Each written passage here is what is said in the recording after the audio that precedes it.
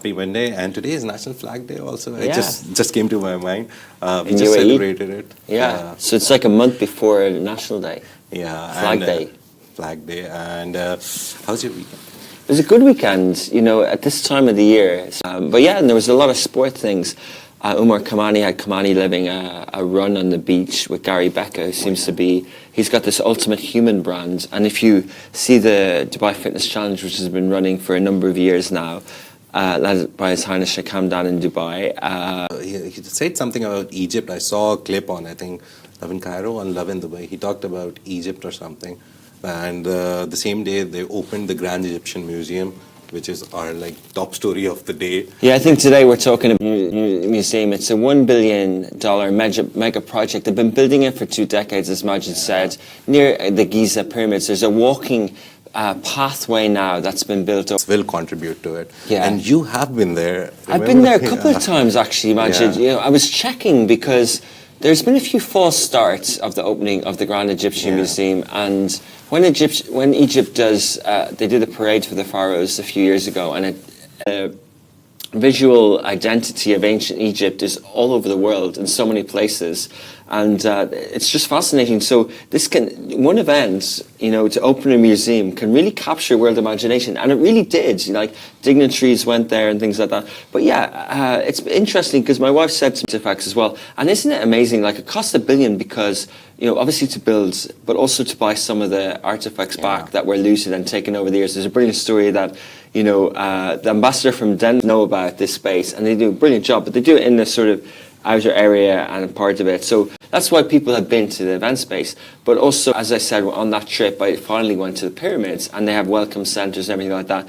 And as I said, there's a walking, it's not the Great Wall of China, but it's that sort of idea. When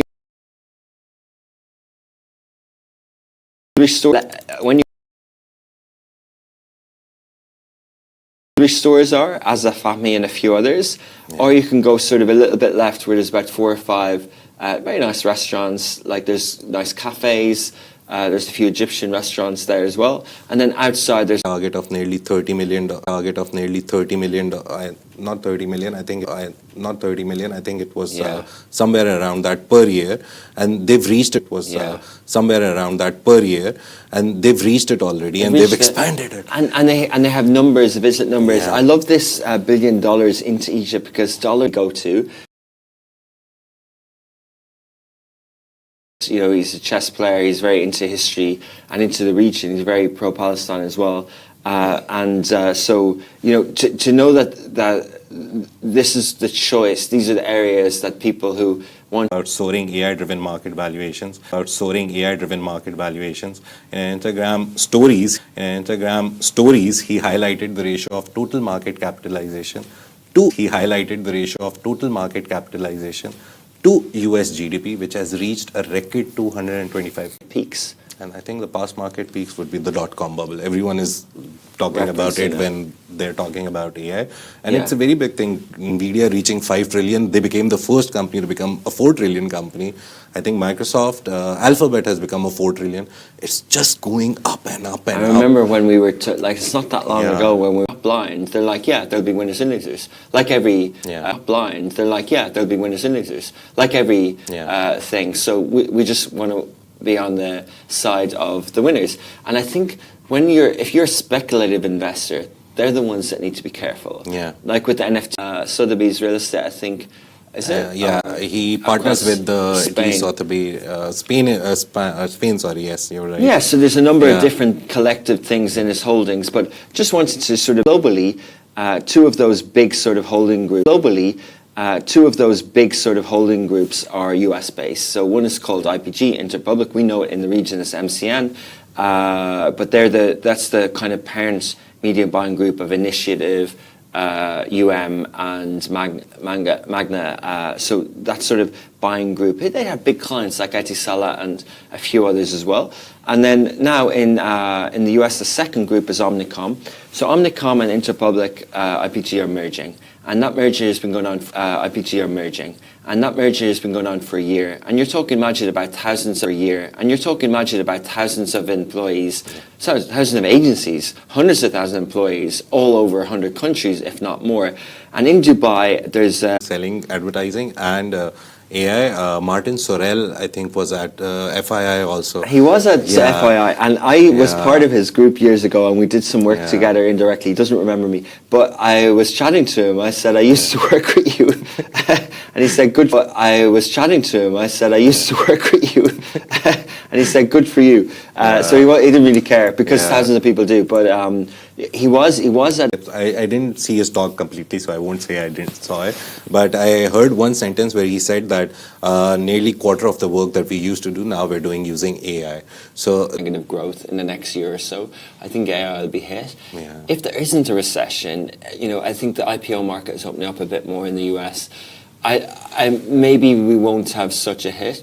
Will startup ideas fail to be built, and for the chips to be prevalent and pervasive and whatever, and for the chips to be prevalent and pervasive and whatever, and more often easily available. Yes, right? That's no restrictions that you can't send it to China or this no and that. No restrictions, just like the internet, like before, the dot-com bubble, like we were still dial-up pretty much. Then the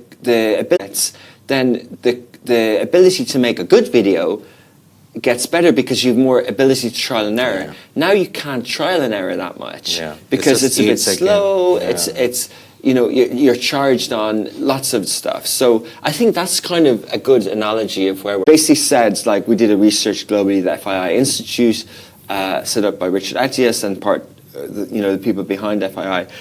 What are the things that are on people's minds globally, like a political kind of like sense check, and people are like jobs and poverty, and then they broke down like 5 or 6 continents and said where it's more important and things like that.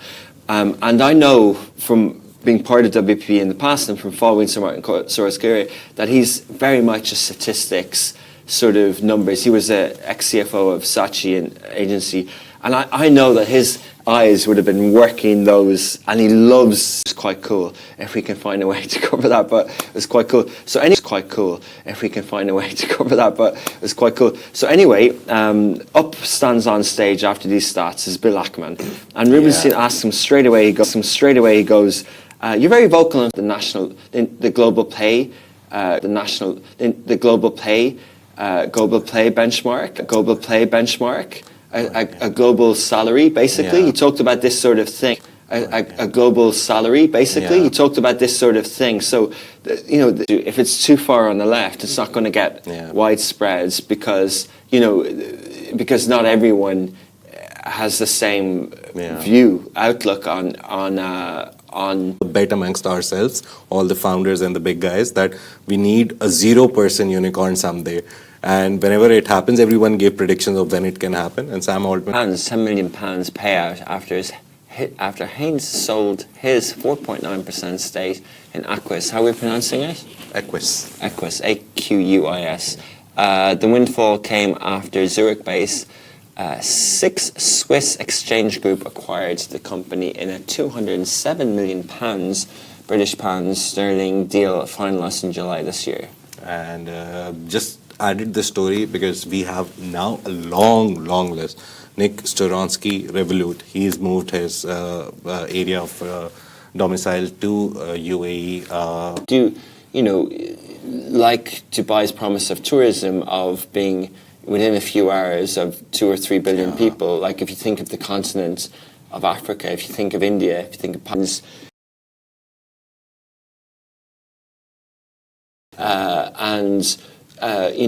when I was growing up and in business world, you'd obviously have hoped to go public in the US.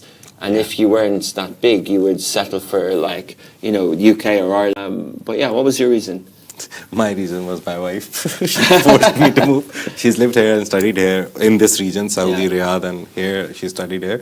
So he was like, we need to move. And I was like, yeah. When my son was born, I looked at her and I was like, yeah, need safety and security. Of like not having none of the top 5 market cap companies in the world are from anywhere close to the region. 1, 2, we don't have regional stability. Yet we're all here and we're happy and we're safe. But do you think that like if we can solve Europe, right? So, but like the UK, yeah, but the push of the top takes the downwards up with it. So Saudi Arabia, UAE, they're all helping Syria. We saw FII, Ahmed al-Shara was there. So we see everything happening. Eventually, as soon as we add more countries into it, Lebanon, I am vouching for Lebanon to be the next Syria because their economy is so bad right now. They can be brought up. They have I think, all the capabilities. Problems, they come up as well. That is how Europe became Europe. That is how Middle East will go into the golden age. Okay, what's your 0 unicorn prediction out of this region? Out of this region. My predictions, there'll be a 0% unicorn in the media predictions. And yeah, so just lastly, because we're talking about people moving here, you had a video up of one of that you're still crying about traffic in your Rolls Royce. So, but he launched Cocoon basically. Traffic in your Rolls Royce. So, but he launched Cocoon basically. It's a very complicated server network where his all apps would be hosted on a very private network. So he's building a Telegram within a Telegram. So a little private network. So he's building a Telegram within a Telegram. So a little complicated, but it's the biggest companies in the world related to oil and gas and energy. They are coming to Abu Dhabi. It starts today. It would have started already by 10. Goes on till 6 November. Then we have the Forbes Middle East Women's Summit. It's very interesting. There's a lot of UAE entrepreneurs. Mona Katan is there. A lot of them speaking. Yeah, it was on yesterday. Our guys were there. Abood and Hani. So it's 2-day event. Today is the 2nd day. I'll give a shout out to a couple of events as well. So this week, Dubai Design Week is also happening. Yeah, 4 to 9 November. Very good. It starts tomorrow. So these are some of the big events. I'll give a shout out as well to a couple of events. So there's the ME Next Gen Forum taking place on the 6th November, and then some not so much business events. We have the FIFA Under-17 World Cup taking place in Qatar, starting on the 5th, and then also Untold Dubai, that big Romanian concert is taking place over 4 days. This year it's moved from Expo City to Dubai Parks and Resorts. They're trying to make Dubai Parks and Resorts into that sort of festival going. So thanks for being with us today. We'll keep you posted all week. That is the Smashi Business Show, a Smashi Business production, part of the Augustus Media Podcast Network. Thank you to our 2 million listeners. I was looking at the comments on Instagram on our live. No one commented, but if you want, if you have any feedback, if you're listening, to be honest, we have a lot of listeners on our listening platforms. If you have any feedback, we'd love to read it out aloud on the show. Just a shout out to Smashi, the app. It passed 20,000 registered users yesterday. We streamed over 100 games over the weekends. There was so much football, many things. So Smashi Business is in amongst all the sports in there. You always see the show. But if you're sitting at home and you've got a smart TV, just go into the app section, type in Smashi.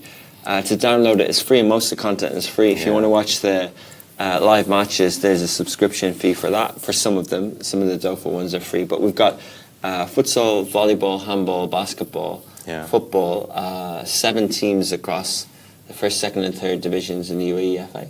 Yeah, so it's a lot of sports happening since the season is here. A lot of events happening, concerts happening, and a lot of sports happening since we've entered November. So yeah, thank you so much for joining us, and we'll see you tomorrow. Bye-bye.